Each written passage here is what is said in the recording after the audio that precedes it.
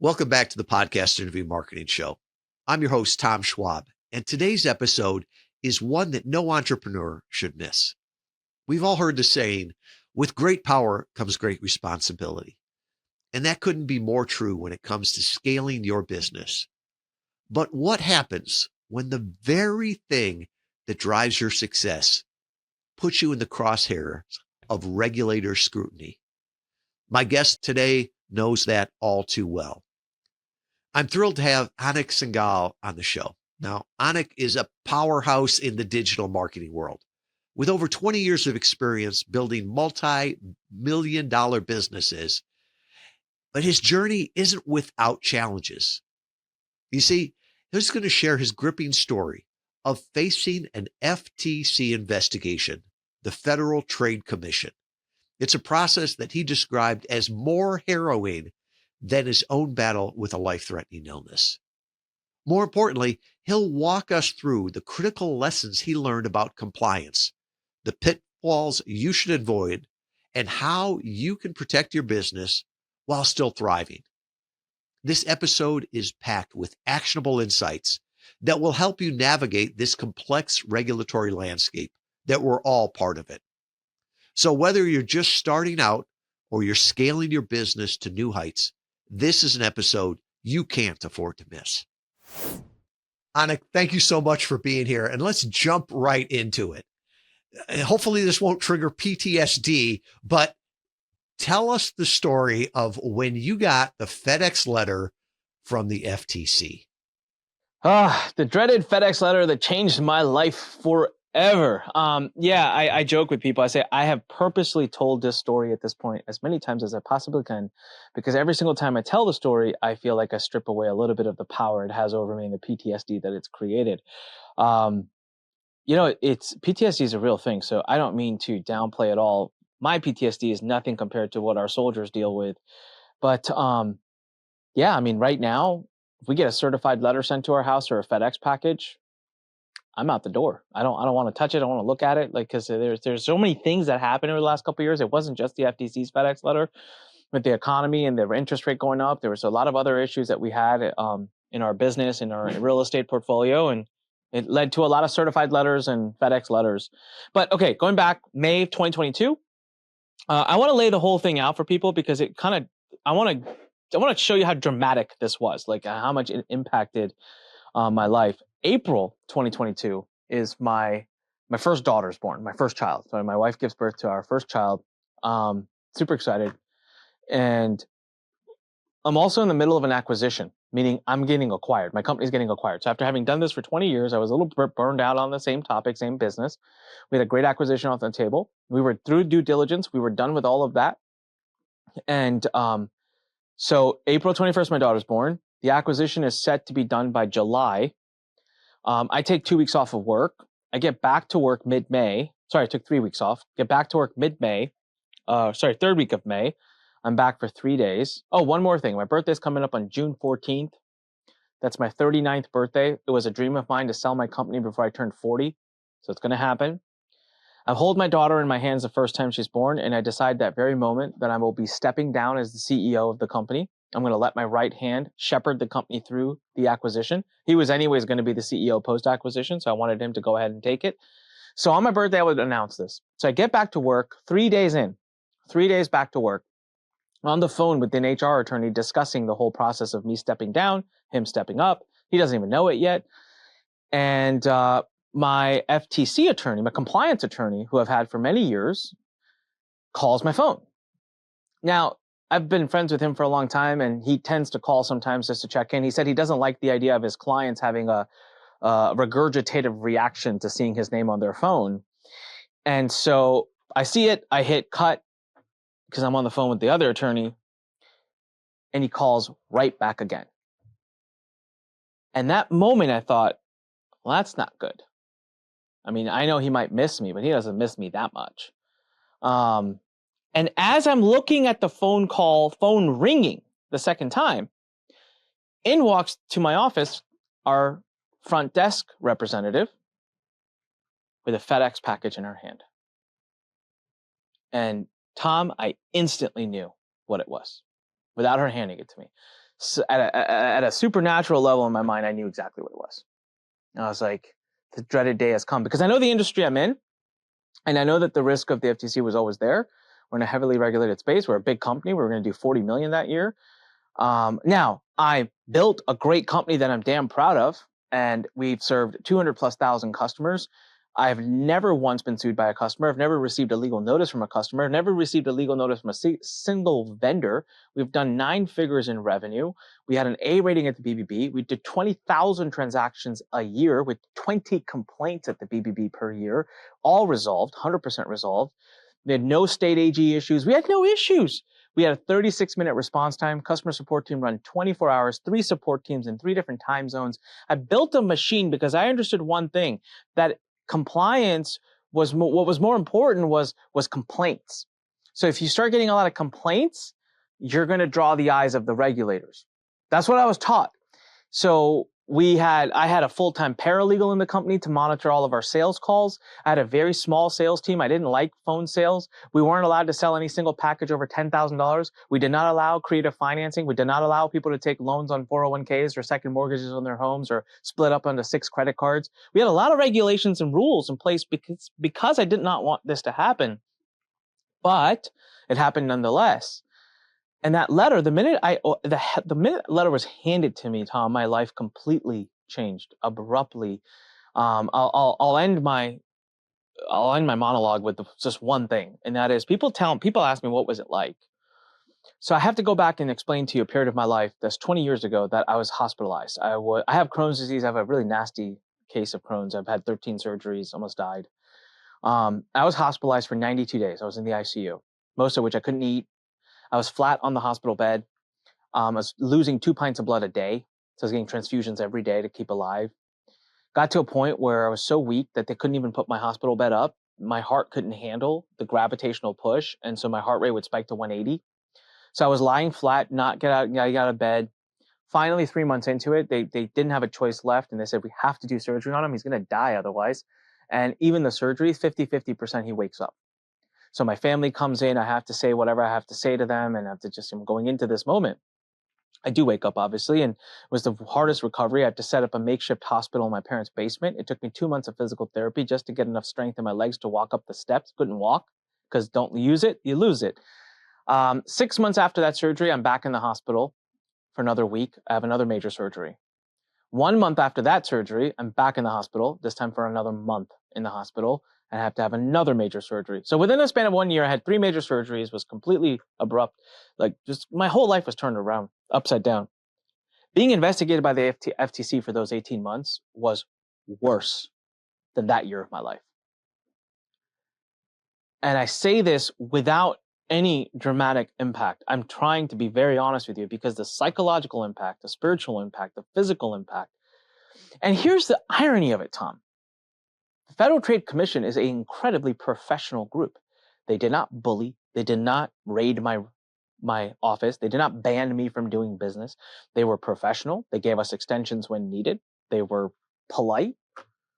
But it's what you don't know. It's waking up every morning not knowing what could come around the corner, what they could find, what they could ask, what could happen, how much will they take, what will they take, what should I do, how will I do, what will I do? I have a kid, now I have 2 kids. I had 2 kids while this whole process.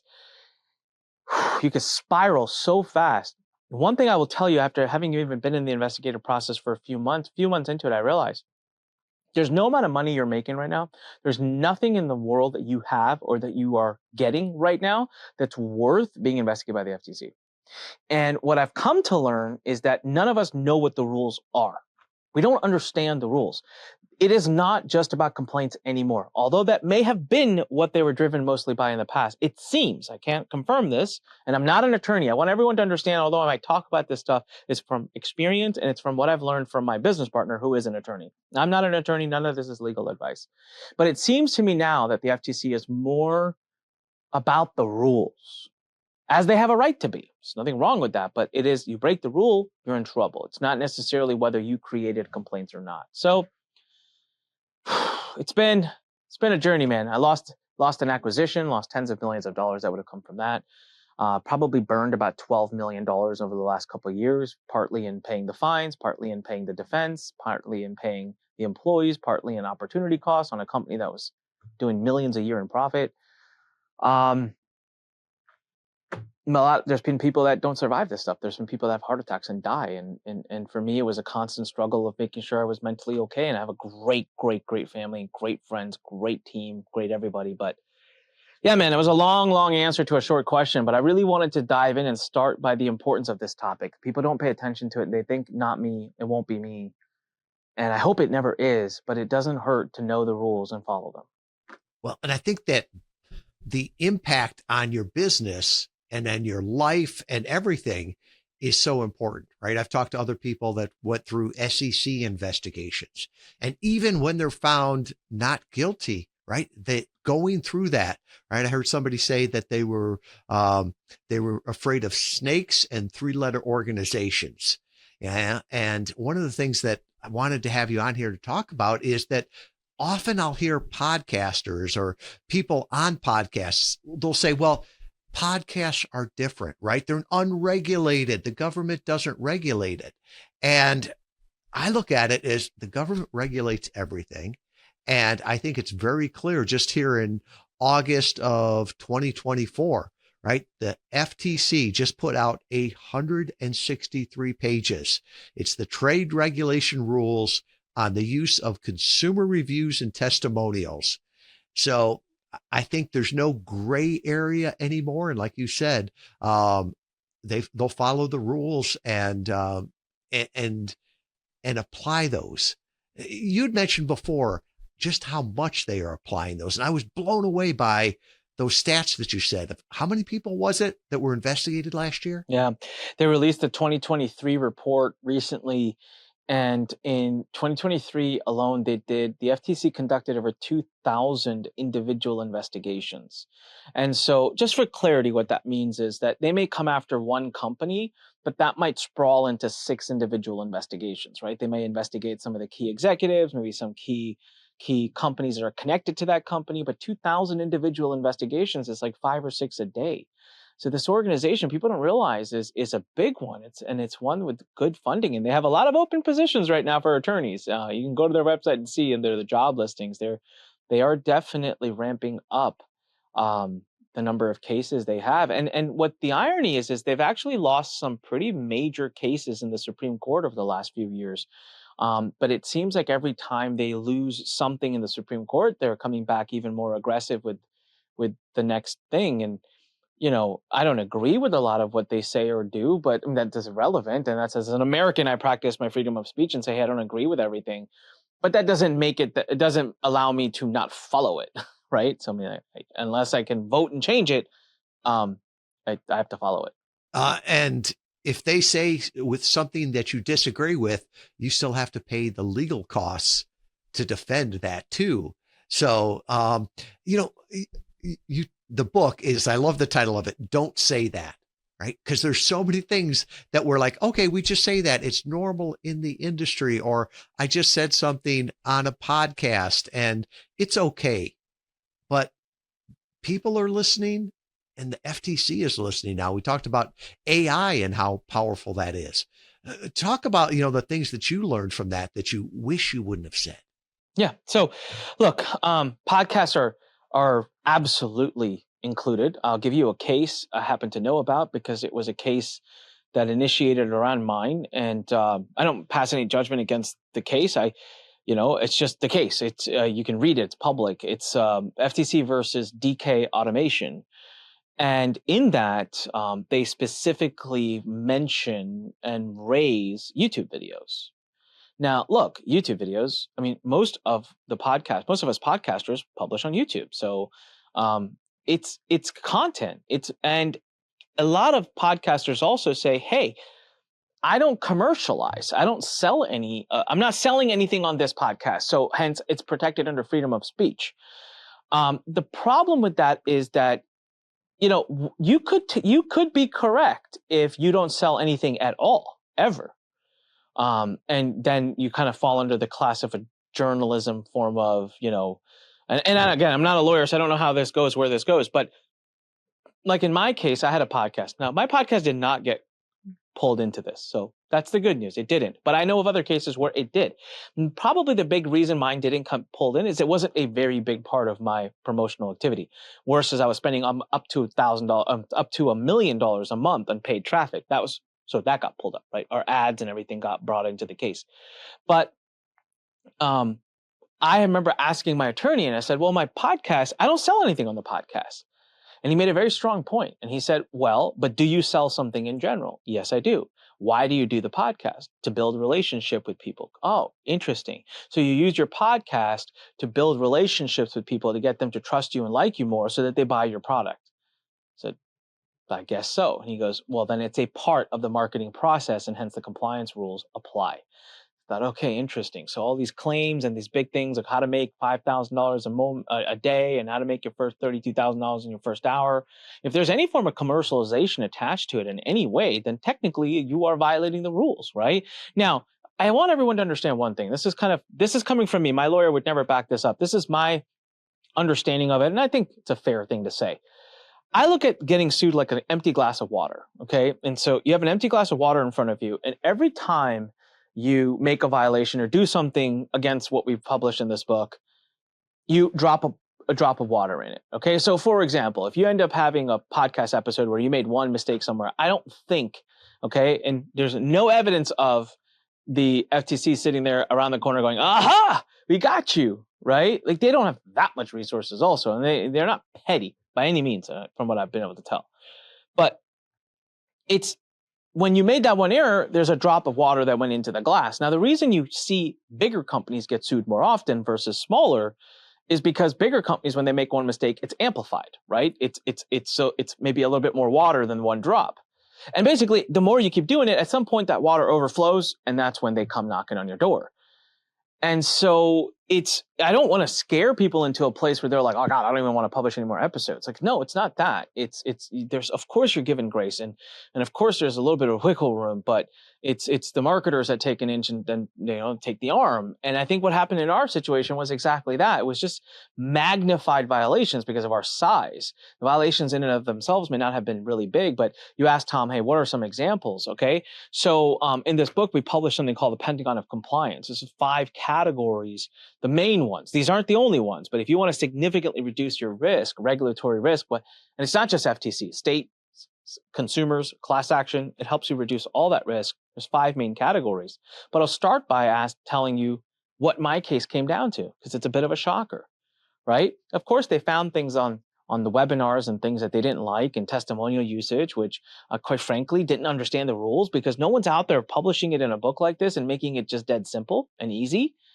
You got to read legal, and if you're trying to talk to an attorney, you won't understand half of what they say. I had spent a lot of money with a compliance attorney and I still ended up there.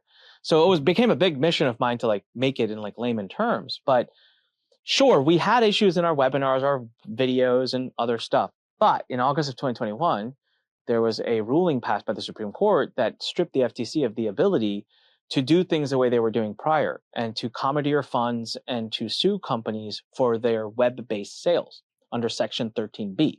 So just hold that thought for a minute, because that was the section that they used for all their lawsuits. Well, the FTC, the Supreme Court comes in and says, no, you're overstretching your authority, that you're doing something that you don't have the rights to do. But they only addressed it against Section 13B. So now the FTC comes back from this and says, crap, we can't actually fine marketers. So what do? Well, we pivot to Section 19. Section 19 is a direct replica of Section 13B, except it's specific to telesales, not web sales. And the Supreme Court in their write-up did not mention Section 19. They specifically mentioned only 13B. So it's like, let's just pivot to go after this rule and focus on companies that are doing more telesales. So in my case, what happened is although there were things on the web sales that they may not have loved or liked, they lost the ability to come after me financially for those things, right? They can, of course, tell me to stop it. And of course I did and would. But financially speaking, they came after me for my telesales, which was about 14 million out of the 65 million that we had done total. So with the heavy focus on telesales, I thought when they first pivoted, I said, that's great because we've been great about our telesales. We have a full-time paralegal. We've been reviewing every call that leads to a sale. I haven't let my company do anything above 10K. I haven't hurt anybody. I haven't bankrupted anybody. I haven't put anyone in crazy debt. However, they found the 4 words that were on a lot of our sales calls that the whole case came down to. My entire fate, my future, my everything came down to, what is your goal? Taught future pacing, taught on pretty much every sales program on the planet. Most sales calls right now say, what is your goal? Why are we having this call? What are you looking to achieve? What do you want? And people would say, I want to make $12,000 a month to get my husband back from the oil rigs. And my sales rep would say on the phone, great, we can help you with that. Bam, implied earnings claim. Can't do that. So asking someone what is their goal sets you up for trouble because based on what they answer, your reply to that could be creating a subliminal, subconscious message in their mind that you've accepted that and that you will help them achieve that. That is something you're responsible for. It's implied earnings claim. And that was what we came down to. And this lawyer, Greg was not my attorney prior to the case. I found him 2 months into the case, unfortunately, which I wish I found him earlier. I think I would have never been sued. But he came and audited our company as he was joining the case, and he was in the office within the first half of the first day because he said, give me everything. Let me start reviewing stuff. I want to see what I want to see everything they're seeing so I can tell you. Within the first half of the first day, he comes to me and says, this is going to be the problem.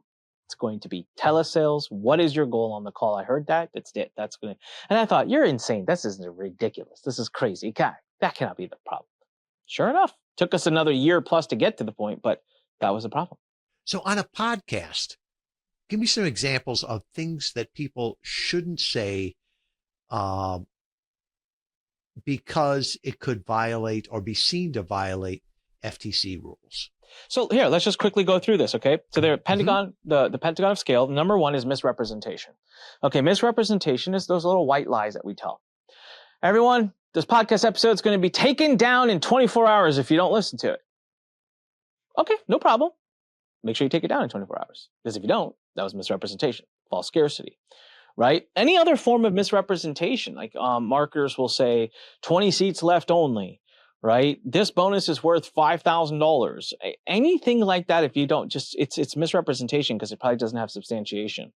And I'm going to get to very specific examples, especially when we come into like claims and some of the other areas. But so first and foremost, listen to yourself and say, what have I said or am I saying on my site or on my podcast that is a exaggeration, a fib, a white lie, not harmful, right?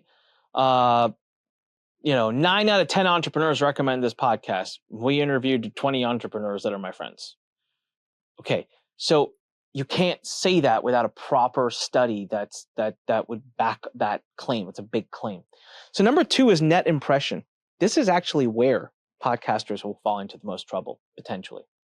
So net impression is directly stated under Section 5 of the Federal Trade Commission Act. Now, most people don't know this, but the FTC gets its name from a congressional law that was passed called the Federal Trade Commission Act. Now, the Federal Trade Commission Act covers many topics. The FTC has governance over many things like privacy. It was originally created to oversee antitrust issues, to make sure companies weren't monopolizing markets to hurt consumers. Advertising is actually just one of their things. It's under Section 5. Section 5 covers that. All right. Other sections cover parts of it, but Section 5 is like the overarching rule. The word net impression is what it's all about.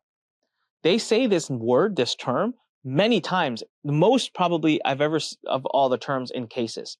And here's how net impression works. So, Tom, I'm going to give an example that people will never forget. Tom, let's say you and I walk into a room. There's 10 people in the room. I'm going to introduce you to each of them.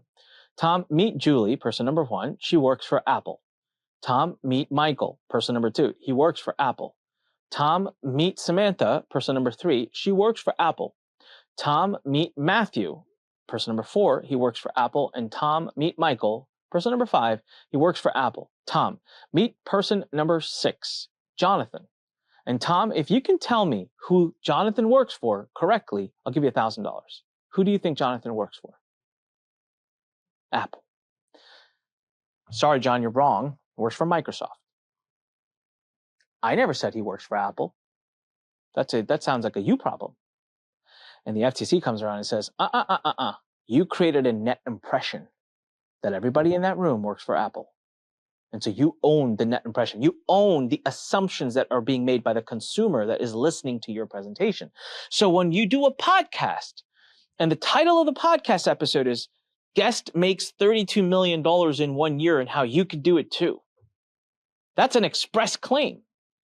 But when you say our guest made $32 million starting with nothing, and you go through the whole episode. So I've really grappled with this. So according to my attorney said, attorneys will be like on the one extreme side, right? So he's like, you shouldn't say that because those kinds of things. So what his rule is, again, we'll get into it, is that as a claim, right? That's number 3, by the way, the pentagon of scale is claim. This all kind of works together. So claims are, my guest made $32 million in a year.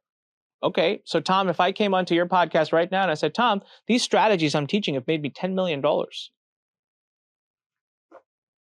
I'm on your outlet saying this. You're responsible for the truthfulness of everything being said on this podcast. So technically speaking, you would need to substantiate what I just said. So you'd have to be like, all right, Anik, you need proof of that. All right. Now, again, most podcasts are out there not doing this. Is that a big issue? Droplet in the water. If that podcast episode then ends with me saying, all right, everybody, now, if you want to build an online business, come check out my program. Well, then it's directly linked. The claim being made is directly linked to an offer being made. It's technically, you got to substantiate it. It's no different than an endorsement or testimonial, kind of like that we've seen talked about a lot by the FTC. So the net impression that your podcast creates, or at least as a minimum when you start the episode, please, for the life of me, say, everybody, today you're going to hear from a guest who has told me that this is what they make. I have not double-checked them. I do not know if this is true. I trust them for the following reasons. Now, listen, they've been in business for 15 years. They've had a lot of losses. They've invested millions of dollars, and the results they've had are far beyond typical. All right? They've had luck. They've had hard work. They've invested millions. So keep all of that in mind. The point of today's episode isn't to make you feel you're going to earn $32 million, but it's more to learn from them and get into their mind. And to mention that more than just once throughout the episode, so that if someone were to say, hey, what's the net impression you got from this episode? There's no chance that that person would come back and say, oh, it's that I can make $32 million, right? Number 3 is claims. So especially your own claims. So you're on your podcast talking about your own stuff. You talk about your life. You talk about things that happened to you. You talk about awards you've won, money you've made, weight you've lost, health you've regained, things you've healed. You need absolutely unquestionable substantiation behind it. All right. Prime example.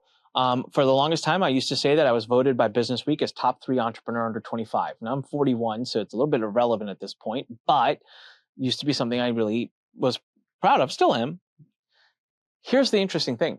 Business Week got bought out by Bloomberg. Bloomberg came to Business Week and hit the nuke button and deleted the entire website and destroyed Newsweek and sent it to, journalism heaven. So, albeit what I said is true, I didn't have any proof of it. The websites are gone. I can't find the actual issue of the magazine that it was published in. The truth was I got voted as number 2. So I was runner up to number 1. I don't like to say that, so I like to say top 3. I thought that sounded better. Well, during my case, they wanted me to prove it. Substantiate that claim. And thank God for Wayback Machine, because someone gave me that idea and I was able to grab a link from the link I had sent to my father on email, and I take that link and went to Wayback Machine, found it, and substantiated it. Everything that's an absolute statement, that is a credential, that is something you've done, that is a claim you've made, you need to absolutely make sure you substantiate it, which is number 4, by the way. So number 1 was misrepresentation. Number 2 was net impression. Number 3 was claims. And number 4 was substantiation. Avoid making claims as much as you can, but when you do, make sure you substantiate the hell out of them, right? And number 5, testimonials. I'll tell you what, right now, they are absolutely hungry and looking for testimonial misuse. They have been after this since 2021. Since they lost that case against AMG Capital in August of 2021, they have been completely focused on testimonials. You just said they've issued a 160 plus page. This is not their first one, Tom. They've been talking about testimonials since 21 now. And so if you have a podcast or people, results-based, especially if you say, oh, people listen to my podcast and this person made $1 gajillion or this person did this, and those are claims. Those are testimonials that are results-based. Is that typical? Do you have substantiation, right? Even more important, I think, to podcast listeners right now is if you're puffering up your view counts. this last 160 plus page report specifically said, we now are seeking out and are going to find social media influencers who are faking their counts, who are augmenting for and creating a false impression of how many followers they have or how many views they get. Right? So that is absolutely going to make its way down to podcasters, because they already said it's making its way to influencers. They're coming for creators, content creators. That is specifically said in this a week ago. So podcasters, maybe they were safe a few years ago. Maybe they weren't being looked at. But at this point, the FTC has very clearly said, we're looking at you, right? We're looking at you and your kin. So you are not safe if you are content producing and commercialized in any way. You're not safe from the rules. You're not exempt from the rules. It's interesting. And the other thing is that not only are people listening, but it's like you said, it's all recorded. So it's all there. And I can think, if you were talking about that, I can think of one podcast guest, right? That every time he was on there, it seemed like the number of businesses he had started and sold always kept changing, right? And with time, the number got bigger. Or, I don't know how everybody can be a top 1% podcast, right? And get millions of downloads. And there's not a lot of transparency on it. So I guess you can make any claim you want until someone asks you for substantiation on that. And I guess it's the right heart for that too. And then realizing, just like the IRS, if they ask you for proof, you better be able to show your proof. And it's not just the FTC. You have to remember, I mean, the title of the book specifically, right? If I read, it's How to Advertise Without Getting Sued by the FTC and Other Agencies. There's consumer lawsuits, there's class action lawsuits, there's state AG lawsuits, there's 50 states in the country. You are responsible for all 50 of them. Even if you do not live in that state, if you have listeners in that state, you have customers in that state, if you market in that state, if you have a commercial presence in that state virtually, you are responsible for the rules in that state. So you're really dealing with quite a few of infinite number of people that can attack. And I think it's just starting to pick up. You're seeing an increase in class actions, especially coming out of California. You're seeing an increase in civil lawsuits all over the place. And even state AGs. I mean, there's 50 of them, right? So these rules, thankfully, when you follow, there are differences between every state and the FTC, but for the most part, if you follow the FTC's rules, you're covering 90% of the bases of the states too. So you're collectively reducing your risk. So are they funding their agency through fines? I'm so glad you asked this question, because this is one of the greatest myths. Let's go over some of the greatest myths of the FTC. Myth number one, I'm too small. You're not. They don't care. Partly and largely because of the answer to the question that you just asked me. So, by the way, my attorney partner on this whole knowledge distribution mission we have, Greg, has settled a case before where the client had to pay them by giving up his minivan. He settled a case before where the client had to sell his watch. He had a nice watch, $20,000 watch. That was a settlement. He settled a case before. He has a case right now before him that he's defending where the person was only doing $500,000 a year. From what I hear, I don't know that person's name, and he has not, obviously, wouldn't tell me, but they blocked all his assets. The way he found out was one morning he got notification that he could not access a penny of his money, nothing, his business, his personal, all gone. And so size does not matter. The reason people think that the FTC only goes after bigger companies is because they think that it's only worth their time because they want a bigger fine so that they can get more money. And I've actually heard people say, oh, this is just Biden's way of funding his wars and funding his government. And the truth of it is exactly the opposite. The FTC does not keep any of the money that you give them. Maybe they keep a little bit. Large lion's share of it gets refunded out to customers. My settlement with the FTC was $2.5 million, of which they just recently, about a couple months ago, issued the refunds. It was $2.4 million that went out to consumers. They chose the consumers in whatever way they did. It was really interesting because it went out in equal to everybody. And I've actually had some people offer to give it back to me because they're like, I have no reason for getting this. I don't want it. I'm very happy with you and your services. So they didn't even look for complaints and just take care of those complaints. They just sent carte blanche checks and payments massively to a bunch of people. So no, they kept, I guess, $100,000 because they refunded out 2.4. I had paid 2.5. Not sure where the 100K went. But no, they don't keep money. They are funded by taxpayer dollars, and there is no income source for them. Even if they charge fines, most of the time the fines end up. So if it's not going back to the consumers, it goes up to the DOJ. So the DOJ, their big brother, takes it. So let's jump into that for a second. You said they don't just go after big companies. And as I look at that too, it's like, yeah, if you go after, Microsoft, right? You've got lawyers to go after there, and it's going to be an investigation that drags on for years and years and costs them, both sides tens of millions of dollars. Do you think they're more likely to go after smaller companies that are less likely to be able to put up a battle with it? So I don't want to even pretend to know, how they target or who they look for or what they do, but I don't think they care. And I've asked Greg, and I don't think the size matters at all. Right now, Tom, they're going after all. They don't care about the big ones, man. They got their own resources too. I believe there's a lawsuit. They're going after TikTok. They're just finished with Microsoft. They're going after. There was a leak that they're going after OpenAI.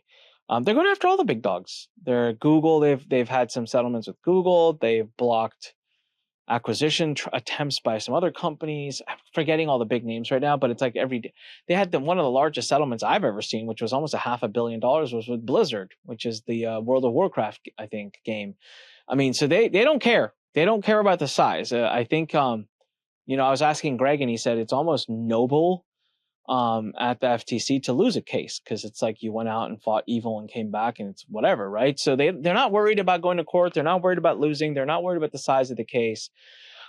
I don't know, and no one ever will, how they choose who to go after. I mean, I'm sure they have a massive lead list, because it's not hard to find people that are breaking the rules, but I have no idea. I don't know who I upset over there that I got to the top of the list, but I did. Yeah, it's like your analogy of the drops in the glass, right? When it overflows, it's a problem. And the problem is that you don't know how full your glass is. You'll never know. Yeah. So it sounds like you were trying to do everything the right way. The customers were happy. The clients were happy. To police that, to make sure that seems like a full-time job, just to police yourself on that. And you were telling me before about some tools that you have to help people figure out, if they are in compliance or at least following the rules. So Tom, I'm just going to be honest. I think it's virtually impossible to police yourself, because the level of knowledge you need. I mean, to help write this book, I have now been immersed into the compliance topic for 2.5 years. And I've been immersed into it at a level that most will never immerse themselves. This became my life, because I got sued and wanted to know why I got sued. And then while I was sued, I needed to go through and still market and sell things to generate revenue. And so every time I was to promote something, I was petrified of because they're definitely watching you when you're under suit, right? You hear back from them every couple of days when you send something. They're like, hey, can you prove that? Can you prove this? We saw that email. We heard him say this. So they're definitely listening and watching. So you're like even more petrified of doing something. So I'm getting all my things checked by the attorney, but even attorneys can only check so much so fast, like going line by line by line. And it takes time. It takes a lot of money. It takes many hours. Their attorneys aren't cheap. So in-house, although at this point I can quickly scan something and say problem, no problem for myself, it still takes time. And my team, and it's kind of like everyone knows a little bit less, but a little bit less, but a little bit less. Learning it is possible. It takes time. It takes a lot of time. And even then, it takes experience to get to like Greg has 20 years of just doing this. I mean, this is his thing. He can talk about it like I can talk about copywriting, right? But that was why I built the AI-powered software that we built, because I got a bill one month for just that month's compliance checking, and it was $25,000 from an attorney. And I thought, this is absolutely insane. I'm not making any money. I'm going into debt right now because I'm dealing with this case. And on top of all my other legal bills to defend the case, I'm having to pay this attorney $20,000 to $30,000 a month to review my marketing material, which isn't even bringing in that much because I've shut most of the company down right now. So at that time, that was March of 2023, and ChatGPT had become kind of a big thing in December of 2022. So I remember thinking, gosh, I wonder if this whole AI thing can help. And so the answer to that is yes and no. No, because, oh my God, it took forever. It is not easy to design AI that can understand context. Yeah, because we did it. And so personally speaking, I don't think there's a way ever for a company or any human to, or even any single lawyer, to monitor absolutely everything you're doing, every social media post, every email, every sales page, every video, every webinar, every sales call. And that's why we built Complyly. So COMPLILY.com. Go check it out. Within moments in front of you, your eyes, within minutes and seconds sometimes, you upload copy, you give it a video, you give it an audio, you give it a written page, and it goes through and tells you exactly where the violations are, where the warnings are. And we've also coded it now to listen to every sales call. So if you have a sales team, you're at an increased risk. I said earlier, the FTC is going more for companies that have sales teams because they have more governance there. So if you have a sales team, you need to be monitoring what your sales team is saying. Well, now you can plug our tool right into your cloud call system. It will listen to every call, score it, and proactively alert you when there's challenges or problems. And it scores everything. So you can now quantify your compliance, quantify your team, and it'll tell you which salespeople are at what score, so you can kind of know where to go. And it will tell you, hey, this salesperson keeps making these same mistakes, so you know how to train and teach them. So we built what is a watchdog for compliance. It's still growing, and it will have so many more amazing features in the coming months. But complyly.com is what we did because it is, in my opinion, it's virtually impossible to police yourself in this. It's just not realistic. Yeah, that that is an amazing application of AI. And speaking, from one business owner to another, there's so much things that go on in your company that you're not listening to every sales call, you're not seeing every email, and the ability to at least take the action to show good faith that you're trying to follow the rules. Do you think the FTC, or not even the FTC, governing agencies look at that? Yeah, 100%. They do. Yeah, from what I've heard. I mean, I can't tell you, I've not spoken to them personally about it, but it makes a big difference. I like to think, and I can't confirm this, but I like to think that, there's cases that started around mine that closed in 6 months. Wham, bam, thank you, ma'am. They bulldozed over them, and mine took 18. From what I could gauge, it was mostly to do with the fact, and we went into, so I had a chance to go meet the two attorneys who were leading the case from the FTC side and sit in front of them, face your accuser and sit in front of them at a table at the FTC and do a presentation for them. I actually ironically did a webinar for them about my business. And I presented a lot of the things that I said, hey, just to be fair, you guys ask us about all the bad stuff. You don't get a chance to see the good stuff. I'd like 45 minutes to just show you some things that I'd like for you to consider before you make your final ruling and, go into settlements. So, before they had let me come in to speak, which they don't allow a lot of companies to come in and speak, but they actually said I was welcome to come. I thought that was interesting, and I took the opportunity, and it was an interesting experience. But before we even went there, they told my attorney that they would be seeking on me a complete ban from the space, so that I could never come back and teach, I guess, online marketing or specifically making money online. To which I had told my attorney that's an absolute no-go for me. Like, it's a complete deal killer, and so I'm going to take it to the next step and go to court if that's the issue, because that's too much. So in between, the only thing that happened was I got a chance to go in and present to them and show them factual data points, some of which I shared earlier today, that showed what we did, how we did, why we did, and it showed a lot of what we did that was good and right and well executed. All I can tell you is that when we got there, we thought it was a little unfair because they revealed to us that they had already written my complaint letter. Then they had already submitted it up the chain for approval. We thought, you guys didn't even give us a chance. You told us to come here and present. We spent a lot of time putting this presentation together. And you've already written and submitted for approval this complaint letter. It's not fair. Like, you should have. And again, that part is like, whatever, right? I feel like sometimes that was just a courtesy to have me come in there. But hear this. Typically, it takes 2 or 3 weeks for approval if something gets submitted to the higher ups for approval. I didn't hear anything from them for over 2 months. Actually, the only thing I heard from them the next day after that meeting was, can you send us a link to that presentation? I asked my lawyer what that meant, and he said, oh, they probably need to send it up the chain. They probably need to show it to their bosses. And I thought, well, that's a good thing, right? And he goes, yeah, it's a good presentation. 2 months, we don't hear anything from them. We finally get the complaint letter. No ban in there. Quite frankly, much softened terminologies than what I was expecting. Still not nice, still ruthless, but much nicer and better than I was expecting. The rules and the things that they were expecting. So, point being, I can only write that off to one thing. I feel that the presentation I did, where I highlighted and showed them the things that we were doing that were good, I feel like it made an impact. I think it made a difference. Well, Anik, you have been like no other guest, and I hope people listen to this because when I asked questions, often it was in my experience, or I'm not a lawyer, I can't speak to that. And I think that's rare. And it probably shows your understanding of what the rules are. And I hope people will go back and listen to this. And it's like, if the FTC or any other government agency listened to my podcast, would I want to be sitting there with them answering questions as they reviewed it? And I think, my guess would be that you'd be fine with them listening to this conversation because they're listening to them. 100%. Tom, I'll just add this. Like, I'm pretty.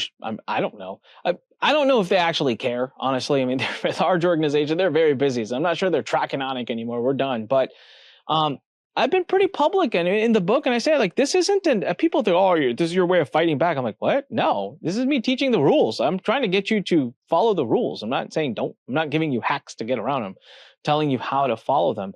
I don't have any qualms with them. I don't actually hold any grudge. I don't have anything bad to say. They did their job. I don't agree with some of the rules. And so if I want, I can campaign and lobby and do it the right way and get it changed. The rules are the rules. They make the rules and they follow and they administer the rules, and they have a lot of power and they have a lot of money. So such is life, right? But yeah, and then when they listen to it, I also try to make sure that I qualify everything I say. So that 2 words for everyone to remember: net impression. What is the net impression being left on to other people by what you say or the conversation you're involved in? That is their golden rule for managing compliance. Well, what's ordinary to you is amazing to others. And I think of something that was taught to us at the Naval Academy was don't learn from your own mistakes. It's painful. Learn from other people's mistakes. And thank you for sharing your experience on this. If you had like one final piece of advice to give somebody that was a podcast guest that was using podcast interviews to go out there and grow their brand, grow their business, and they just heard this, what is the big takeaway that they should take? Yeah, I think my big takeaway, at least from like related to this topic, related to compliance, is don't we put all of these things last on our list because we're so busy, right? So we have the guest log we have to do, we have to get this sponsor, we have this, we have to generate revenue, we have to pay so and so. And so so when you listen to an episode like this and you say, oh yeah, I got to look at this, I got to check this out, I got to check the book out, I got to read it, and like, but it falls into number 13 or number 14 or 28 on your list of things to do, and it remains there for years and years to come until, God forbid, and I hope it never happens, it's too late. And so the number one risk to your business and to your existence is actually regulatory risk. Think about it.